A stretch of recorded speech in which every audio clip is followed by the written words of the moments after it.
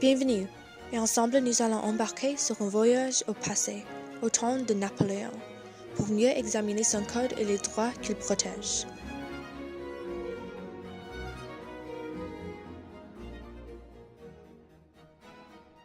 La France est le meilleur!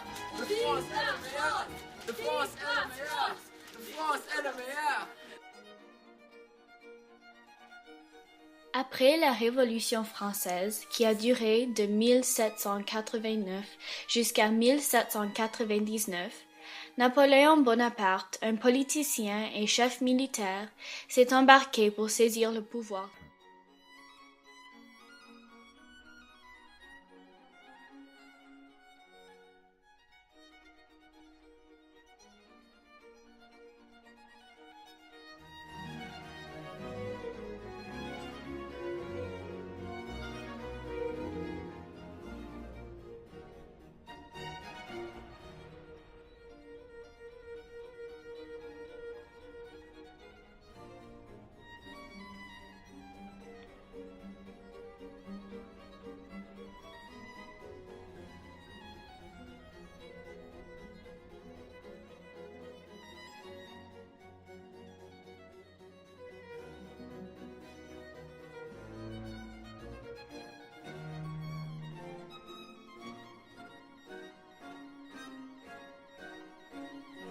Oh, Monsieur Napoléon, oui, je me souviens de lui, on était des très bons amis, oui.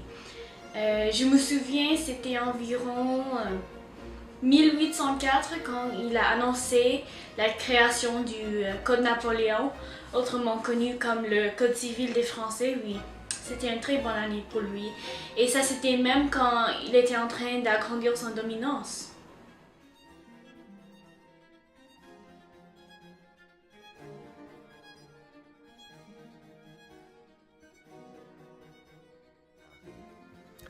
Le code est organisé et divisé en 36 lois et 2281 articles. De plus, 3 différentes parties étaient écrites selon les différentes catégories d'hommes pour éviter toute ambiguïté. Avant le Code Napoléon, les lois étaient beaucoup moins officielles. C'était facile de les discuter ou de les changer. En plus, les droits d'une personne variaient beaucoup selon la région où il ou elle était située.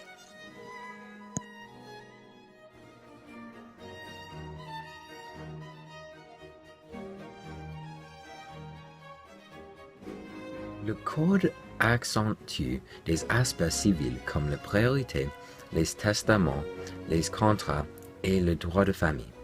Cependant, il y avait aussi plusieurs aspects du code qui disaient que les hommes étaient les plus puissants dans la maison. Dans ce cas, les femmes étaient obligées d'obéir leur mari.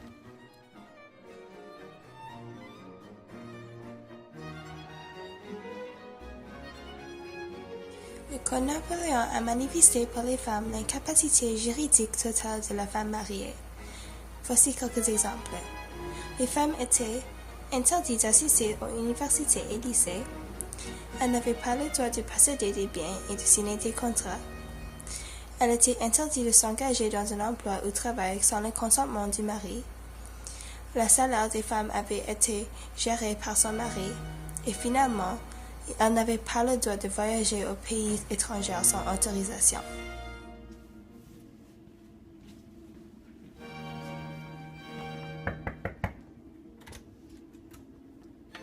Non!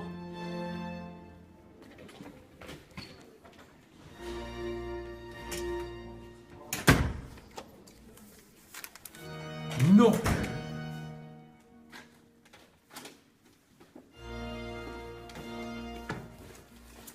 Non!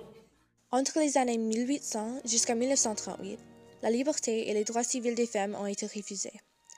Les femmes mariées étaient particulièrement classifiées parmi ceux qui étaient considérés inférieurs, les mineurs, les débiles mentaux et des criminels.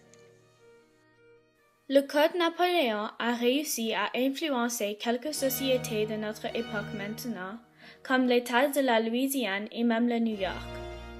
Cependant, une des plus grandes différences entre le temps de Napoléon Bonaparte et maintenant c'est que les femmes ont beaucoup plus de pouvoir et de droits en général, tandis qu'avant, elles étaient tous contrôlées par des hommes.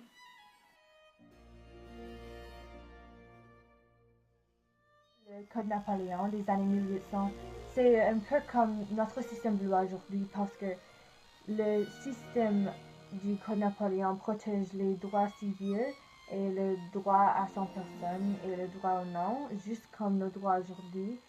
Nous avons tous les mêmes droits, c'est tout égal et tout le monde est traité également sous la loi. Et c'est la même avec les années 1800. Alors je pense que notre code aujourd'hui, les lois par lesquelles nous vivons, ils viennent un peu des lois du passé, des 1800. Du Code Napoléon, c'était vraiment la base de nos lois aujourd'hui. La Code Napoléon. Facile à comprendre.